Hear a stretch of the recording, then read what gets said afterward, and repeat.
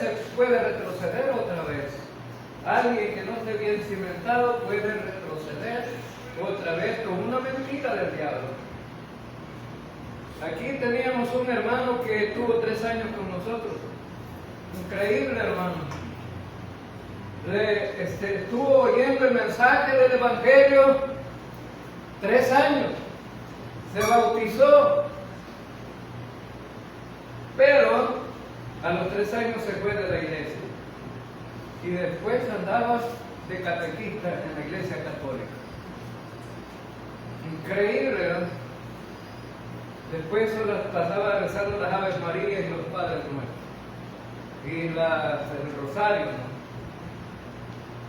Impresionándose, después de 3 años de estar en la iglesia. Por eso nosotros decimos, no podemos asegurar de todos los hermanos que se congregan si verdaderamente están establecidos o no.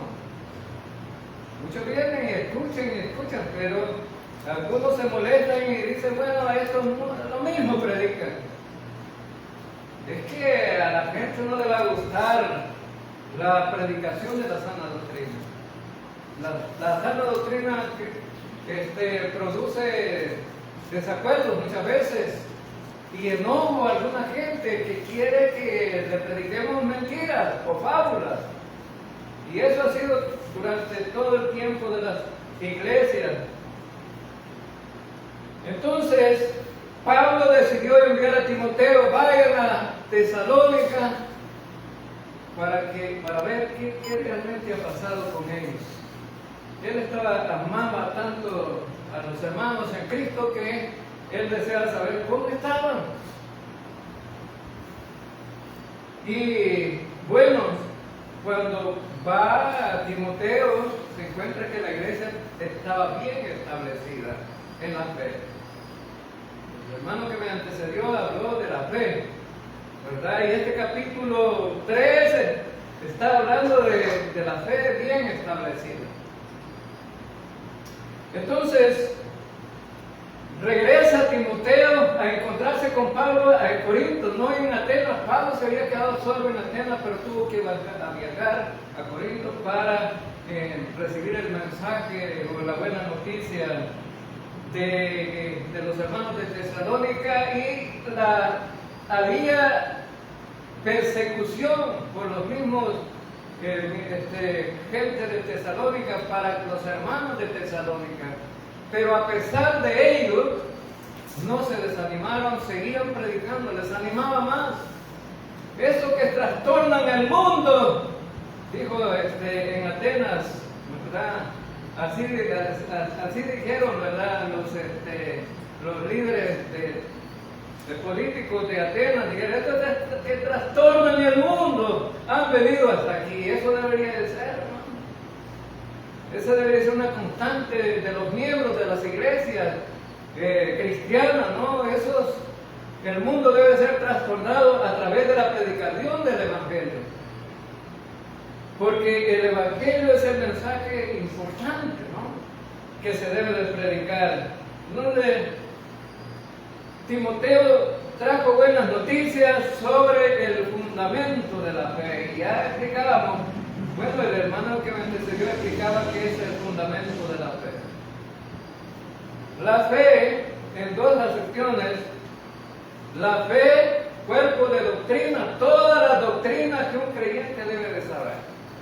Todas las doctrinas. ¿Cuántas se saben ustedes? ¿Cuántas doctrinas se saben? ¿Entienden ustedes lo que es la doctrina de Jesucristo, del Espíritu Santo, la doctrina de Dios, la doctrina de la iglesia, la doctrina de Satanás, de los demonios? Y de todo hay, ¿no? Ya les podía mencionar un montón. De la justificación, de la santificación, de la glorificación. ¿Cuántas doctrinas? Pero, entonces, la otra fe es la convicción de lo que uno cree, la convicción. En hebreo dice que es la fe, la certeza de lo que se espera, la convicción de lo que no se espera. La certeza de lo que espera. Yo espero a Cristo que venga de regreso. Amén. Lo espero. No lo veo. No lo veo.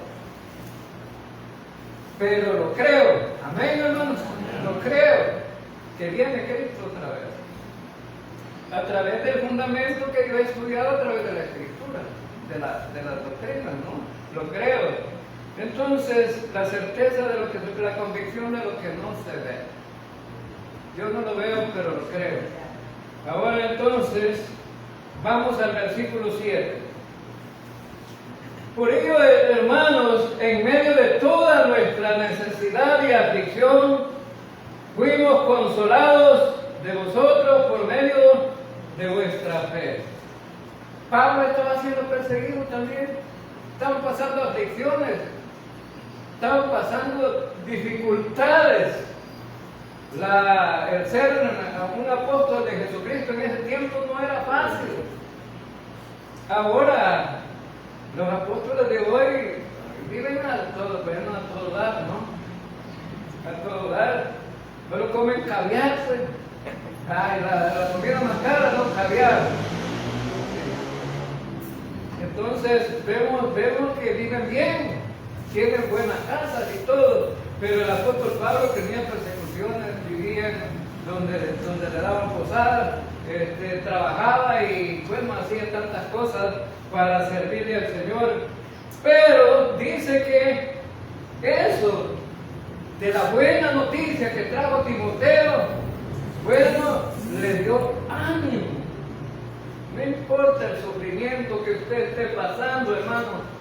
No importa la dificultad que usted tenga en la vida, no importa la desaveniencia, no importa la escasez, no importa el hambre, no importa lo que pase, si estamos con Cristo, las cosas van a mejorar. Amén. Porque Cristo siempre está pendiente de nosotros. Digo él, yo voy a estar con ustedes todos los días hasta que venga el fin. Entonces Pablo se animó y dice, no importa lo que pase, no importa los problemas que vengan, pero yo me alegro porque los hermanos en Cristo de Tesalónica se mantienen firmes ahí. Y ojalá que así sea esta iglesia, se mantenga firme. No anden diciendo, hermanos, ¿verdad? Aquellas frases comunes que todo el mundo dice, el que persevera hasta el fin. No, eso no, hermano, si no se trata de lo que yo haga, se trata de lo que Cristo hizo. Amén. Cristo hizo fielmente lo que tenía que hacer. Él nos salvó a través de su sacrificio. Él murió en la cruz y Él dijo, el que crea en mí tiene vida eterna. ¿Y la vida eterna cuánto dura? Pues toda la vida, toda la eternidad. Entonces, la doctrina es fundamental en la vida de los creyentes. Deben mantenerse firmes. No anden diciendo, hermanos, estoy luchando. Si aquí no es un cuadrilátero, puede ser un boxeo. No es eso. Para salvarse no tenemos que luchar. Ya fuimos salvos. Amén. Por lo que Cristo hizo en la cruz. Claro que en la vida cristiana hay muchas luchas, ¿verdad? En la vida cristiana sí, hay que luchar. Pero esa creencia que vamos a luchar para salvarnos, no. Porque no tiene nada que ver con lo que ya está hecho, ¿no? ¿Para qué vas a luchar por algo que ya está hecho? ¿Sí? Para algo que ya está hecho. Ahora, entonces, el Evangelio era el mensaje importante principal que Pablo predicaba donde iba en los lugares, regiones, aldeas, caseríos, cantones, donde él iba predicando el Evangelio. Es un mensaje principal. En esta carta, Pablo menciona algunas doctrinas muy fundamentales que debe de saber un creyente. Por ejemplo, les habló del Evangelio, les habló de la segunda venida de Cristo, les habló de la resurrección, les habló acerca del rapto de la iglesia. Esas doctrinas debemos de saberlas, debemos de entenderlas y conocerlas. Entonces, él enfatiza el Evangelio y igual que Pablo, yo creo que el Evangelio debe de ser una doctrina que debe ser predicada constantemente, aún en medio de las iglesias que ya son salvas. ¿Por qué? Para que no se les olvide quién nos salvó. Pablo,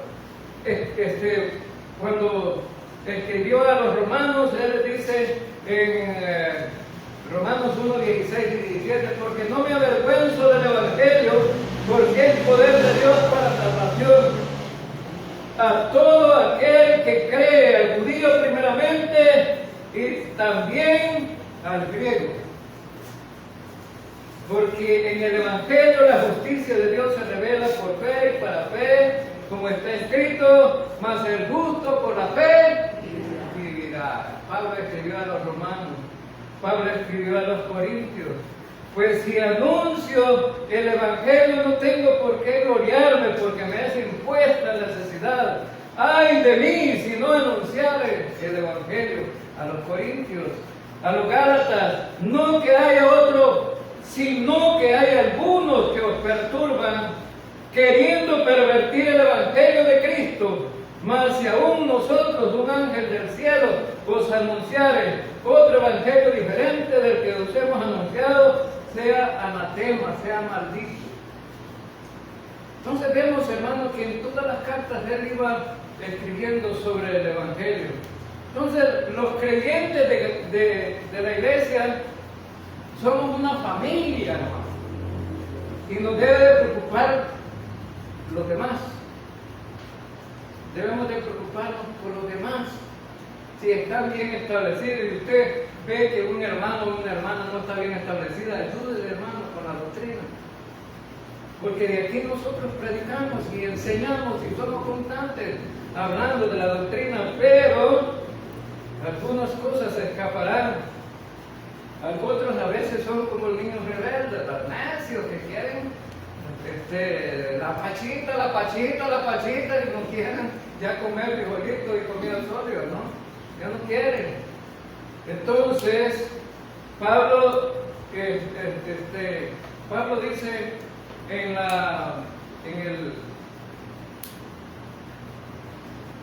dice Pablo que él se sentía como que estaba muerto cuando no sabía de los creyentes de Tesalónica. No sabía cómo estaba. Yo me siento como muerto, dijo Pablo, sabiendo que estos hermanos, a ver qué les ha pasado. O sea, estaba como en un sufrimiento que no se sabía, no se sabía de los creyentes, y él dice, bueno, quisiera estar ahí. Es como cuando las familias de los inmigrantes que están allá en Estados Unidos, algunos quisieran ir allá a ver cómo pueden ayudar, ¿verdad? Y vemos las noticias, que las noticias a veces traen hasta mentiras. Y ahora es cierto que están persiguiendo a los inmigrantes allá, pero y los que tenemos familia allá, decimos, cuida a mi hijo, cuida a mi familia, cuida a mi pariente, que no vaya a pasar dificultades. Entonces, igual pasa con los miembros de la iglesia. Señor, cuida al fulano, cuida a la fulano, tiene dificultades. No queremos que se vaya a desanimar, queremos que siga adelante. En lo personal, hermanos, yo me gozo con algunos miembros de la iglesia que se fueron para Estados Unidos. Hay personas, hay creyentes que cuando se van de aquí de El Salvador para Estados Unidos, al final se van a ir. Se descarrían, se van al mundo. Pero yo me alegro porque, mire, el hermano Fidel Machado estableció una iglesia allá. Miembro de esta iglesia, aquí. Jesucristo, no me acuerdo cómo se llama la iglesia, pero el hermano Luis se congrega en una iglesia bíblica allá en Estados Unidos. Tiene que viajar 2 horas para ir al culto. Va lejos, pero se congrega en una iglesia bíblica. Mi hijo Jorge Miguel estuvo en Colorado, se congregó en una iglesia. Estuvo en Virginia, en Manassas, y se congregó congregaba con el hermano Fidel, después se congregaba en otra iglesia, hoy están con el hermano Fidel otra vez. Ahí están congregando, no han dejado de congregarse. Me gusta eso. Si un creyente se va de una iglesia, pues sí, hay más iglesias donde se predica a Cristo, pero nos encanta que ustedes estén aquí y que no se vayan, porque nos encanta predicarles la sana doctrina. Entonces, Pablo y su equipo misionero fueron afligidos, pero fueron consolados por medio de la buena noticia que les trajo Timoteo. Por eso, Pablo dice, por medio de vuestra fe, Pablo fue consolado por la fe de los creyentes de Tesalónica. En el versículo 8 dice, porque ahora vivimos si vosotros estáis firmes en el Señor. O sea, Pablo estaba como muerto, pero ahora es revivido otra vez. Solo por la buena noticia, ¿no? De que los hermanos estaban bien allá, que estaban predicando el Evangelio, no se desanimaban. Entonces en el capítulo 1 recuerdan que hablaba de que estos hermanos eran idólatras, pero se convirtieron al Señor y no cambiaron. No cambiaron. Entonces la fe de los tesalonicenses era genuina. No cambia. Genuina. No cambia. Versículo 8 dice, porque ahora vivimos si vosotros estáis firmes en el Señor. La palabra vivimos significa que esta noticia les había vuelto a la vida. Les había vuelto a la vida a ellos. No importa las aflicciones, las circunstancias, pero ellos estaban vivos y continuaban predicando el Evangelio. Entonces debemos de mantenernos firmes en la fe. ¿Y qué es mantenerse firmes en la fe, hermanos? Mantenerse firmes en lo que hemos creído. Pero esto debe de haber, hay algunas, tenemos de tener mucho cuidado también, ¿verdad? Mucho cuidado, ¿saben por qué? Porque hay algunos que se han fundamentado con falsas doctrinas.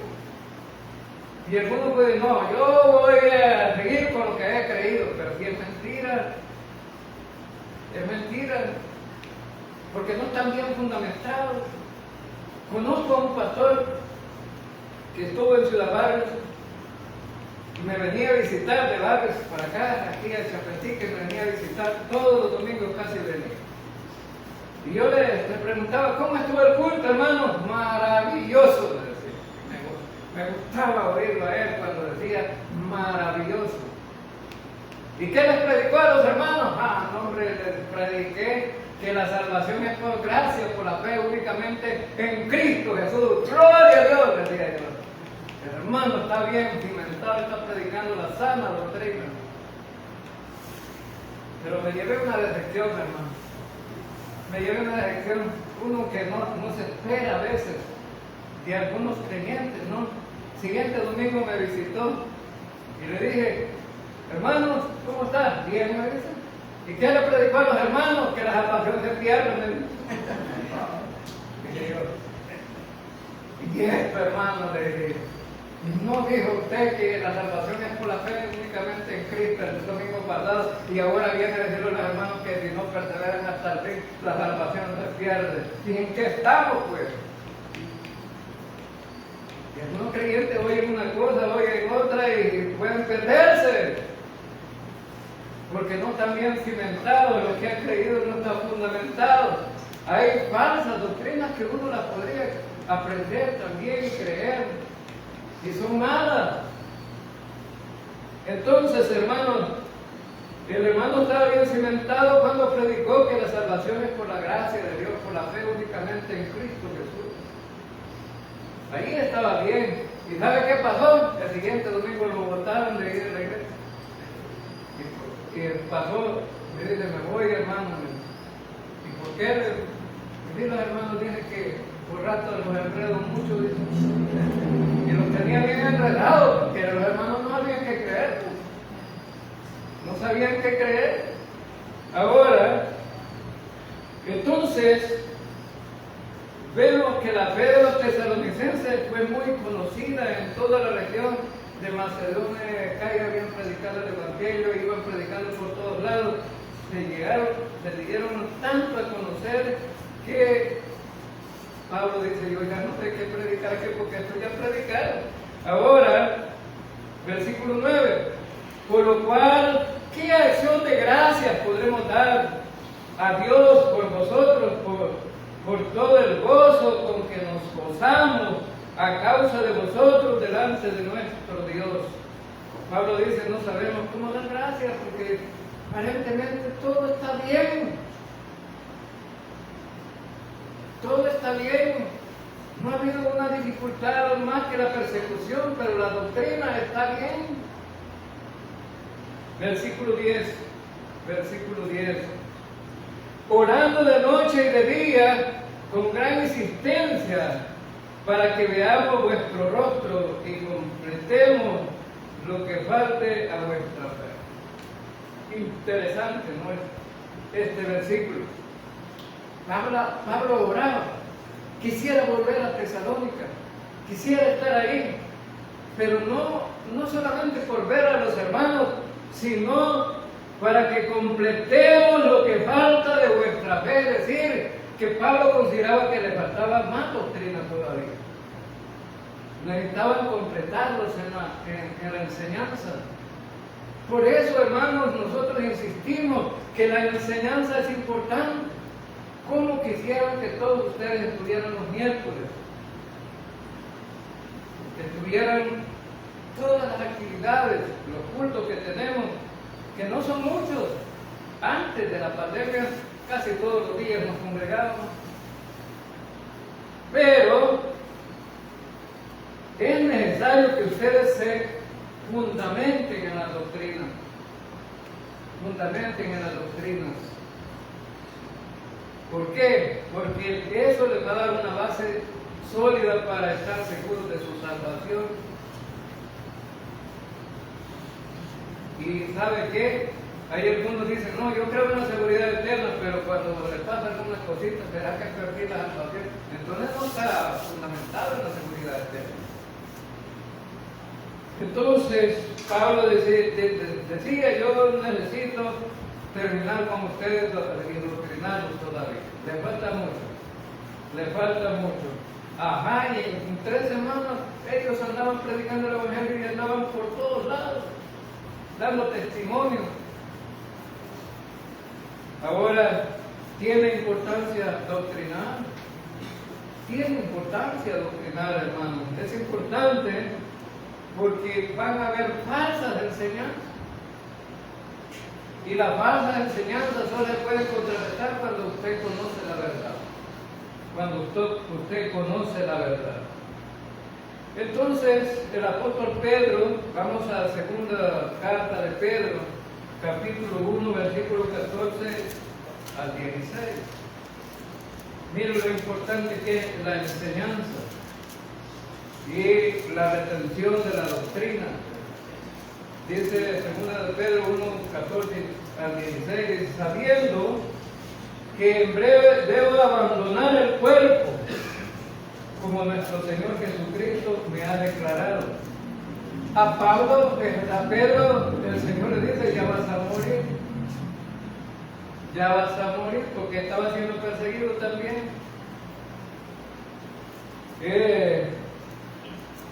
También yo procuraré con diligencia que después de mi partida vosotros podáis en todo momento tener memoria de estas cosas.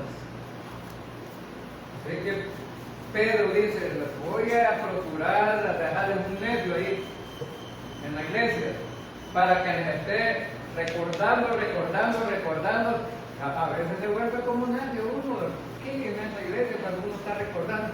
Estos hermanos ya la riegan, dice, pero lo mismo hago. Es recordando, hermano. Es recordando. Así creía el apóstol Pedro. Y dice, también dice, porque nos hemos dado a conocer, no hemos dado a conocer el poder y la venida de nuestro Señor Jesucristo siguiendo fábulas. Es decir, Pedro dice, no les hemos enseñado mentiras, les hemos enseñado la verdad, no hemos dicho cosas que no son reales, les hemos enseñado sobre la segunda venida de Cristo. Entonces, hermanos, es importante hablar de esta doctrina de la segunda venida de Cristo. Y hay una diferencia entre el rapto de la iglesia y la segunda venida. Hay una diferencia. Entonces, y dice, sino como habiendo visto con nuestros propios ojos su majestad. Donde Pedro dice, no, yo le doy testimonio que eso es verdad porque yo lo he visto. Yo lo he visto. Pedro vio la transfiguración de cuando con Elías y Moisés, vio la transfiguración y vio a Cristo transfigurado también, y eso habla de cómo van a ser las cosas en el futuro. Imagínese usted una persona que esta carne va a ser transformada y va a poder viajar hasta el cielo. Si ahora los astronautas después de llegar hasta arriba hacen un montón de cosas, ¿no? Y algunos se mueren en el camino, pero nosotros en un abrir y cerrar de ojos vamos para allá.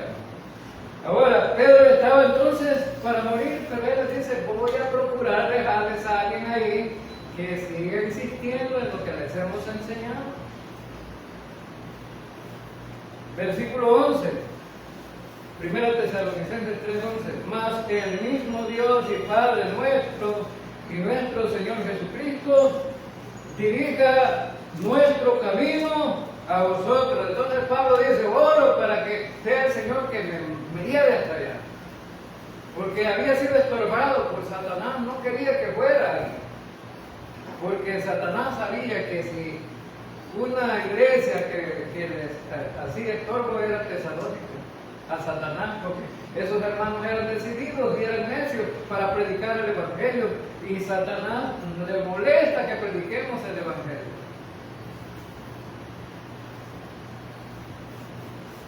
Entonces, otra de las cosas que vemos aquí, también dice, como también lo vemos, dice también otra de las cosas en el versículo 12, y el Señor nos haga crecer y abundar en amor, unos para con otros y para con todos, como también lo hacemos nosotros para con vosotros. Entonces está hablando acerca de que aprendamos a amarlos, hermanos, como creyentes, unos con los otros, amarlos. La palabra amor aquí es la palabra en griego ágape, y esa palabra significa amar sacrificialmente.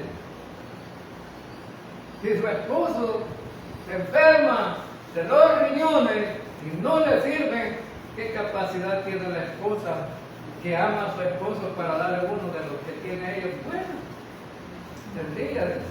tendría la capacidad para darle un riñón bueno. Bueno, ahí se lo pongo ya entre familia, pero tendría capacidad usted de darme un riñón a mí, que somos hermanos en Cristo.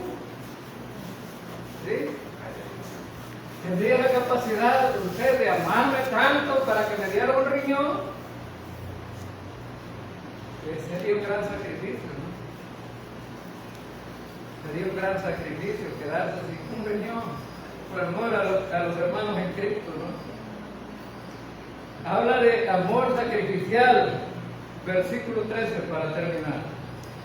Para que sean afirmados vuestros corazones, irreprensibles en santidad delante de Dios nuestro Padre, en la venida de nuestro Señor Jesucristo con todos sus santos. Afirmados vuestros corazones, mantenerse en lo que han creído, pero además de eso, irreprensibles en santidad delante de Dios nuestro Padre. Que los hermanos no pierdan la perspectiva de ser diferentes al mundo. ¿Sí? Sabemos, hermano, que muchos creyentes somos carnales, hermano. Somos carnales, con tantito nos enciende cualquiera, ¿verdad? Y peleamos como fósforos, nos encienden, ¿no? Pero tiene la capacidad que la gente de su barrio diga que estos si realmente son creyentes. O si vamos a ir por ese barrio dirían, no hombre, si estos no parecen creyentes. Es decir, no les estoy hablando de perfección porque perfecto no es nadie es aquí en esta tierra con este cuerpo que tenemos. Y dice, la palabra santidad significa apartado para Dios. Cuando somos apartados para Dios, tenemos que hacer la diferencia con el mundo. Ya somos santos, hermanos. Ustedes son santos. Los que tienen ahí en la iglesia tradicional, ahí en las paredes, solamente son representaciones de unas personas, pero ustedes son santos reales. Aquí vivos, santos. Y usted puede decir, hermano, yo no me siento tan santo. Podría pensar usted, no me siento tan santo. Sí, pero ¿sabe qué? Con el sacrificio de Cristo usted fue santificado. Posicionalmente en Cristo somos santos, por lo que Cristo hizo en la cruz.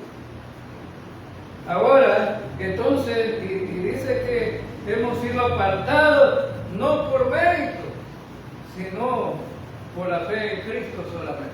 Por eso hemos sido apartados para Dios. Y también habla de la venida de nuestro Señor Jesucristo. La segunda venida empieza con el rapto de la iglesia. Y hermano, y que el rapto no es otra cosa, sí, pero allí empieza la segunda venida del rapto de la iglesia, donde los muertos en Cristo, ¿qué va a pasar con los muertos en Cristo? Resucitarán primero. Y los que hemos quedado, dice Pablo, seremos transformados. Esos cuerpos, la iglesia se va a levantar con los resucitados y los que estaban vivos y han sido transformados, y vamos para el cielo a encontrarnos con el Señor. Amén. Qué maravilloso va a ser, hermano. Qué maravilloso. Para hermano, pero la Biblia dice que sin santidad nadie verá al Señor. Y yo no me siento tan santo. Sí, hermano, pero como cuando Cristo lo transforme, usted va a ser un santo completo, sin pecado. Y usted va a poder ir a la presencia del Señor sin problema. Porque dice que en un abrir y cerrar de ojos vamos a ser levantados y encontrarnos con el Señor en el aire, con cuerpos glorificados, transformados, sin pecado. Eso significa sin pecado, como Cristo resucitó. Así resucitaremos nosotros también. Todo aquello que estorba para ir al cielo se queda en esta tierra, ¿no? Se quedan las vaquitas, se quedan los trapitos, esos bonitos que tienen en europeos, que ya están todos polvosos, que no los ponen porque dicen para ocasiones especiales. No, hermano, póngaselos, ya termine, ¿verdad? Esos trapitos. No los dejes para mañana porque puede ser que hasta ahora llegue. Ahora entonces, y al final de la tribulación, Cristo regresará con los santos. Con los santos, al final de la tribulación, Cristo regresará con la iglesia. Viene otra vez Cristo con la iglesia, porque desde el momento que resucitemos y estemos con Cristo, ya no nos vamos a apartar de Él. Y dice,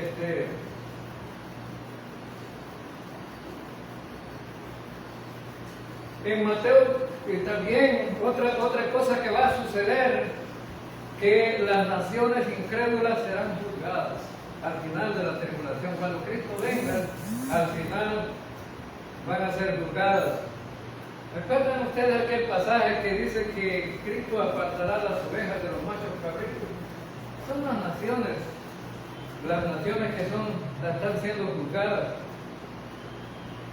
Y también los creyentes del Antiguo Testamento resucitarán al final de la tribulación. Porque recuerden que a los judíos se les ha prometido el reino. Al final de la tribulación vamos al reino. ¿Y va a estar la iglesia ahí? Claro que sí, allí va a estar. Allí va a estar la iglesia. En Daniel capítulo 12, versículo 1 al 2 dice: y en aquel tiempo se levantará Miguel, el gran príncipe, que está de parte de los hijos de tu pueblo. Y será tiempo de angustia en la tribulación, cual nunca fue desde que hubo gente hasta entonces. Pero en aquel tiempo será libertado tu pueblo, todos los que se hayan inscritos en el libro, es decir, los que no están inscritos no van a entrar allá al milenio. Y muchos de los que duermen en el polvo de la tierra serán despertados, van a resucitar, unos para vida eterna y otros para vergüenza y confusión perfecta. Aquí habla muy claro Daniel, unos para gozar con el Señor y otros para ir a disfrutar del infierno. Y después, ¿verdad? Tenemos ahí que para entrar al reino de Satanás será atado por 1000 años. Entonces, hermanos, terminamos diciendo que las aflicciones de la vida pueden producir tribulación, pero las tribulaciones pueden causar gozo al final. Podemos ser atribulados aquí, en este mundo, más si somos atribulados por Cristo. No importa si somos atribulados por Cristo, porque después viene el gozo, como la mujer que va a dar a luz, ¿verdad? Y está con el gran dolor ahí. Ya no aguanto, me duele. Ay, Dios mío, no vuelvo a salir embarazada. Y él teniendo el niño en los brazos, ya se le olvidó el dolor, y está chineando, a los 40 días, otro embarazo, se me olvidó.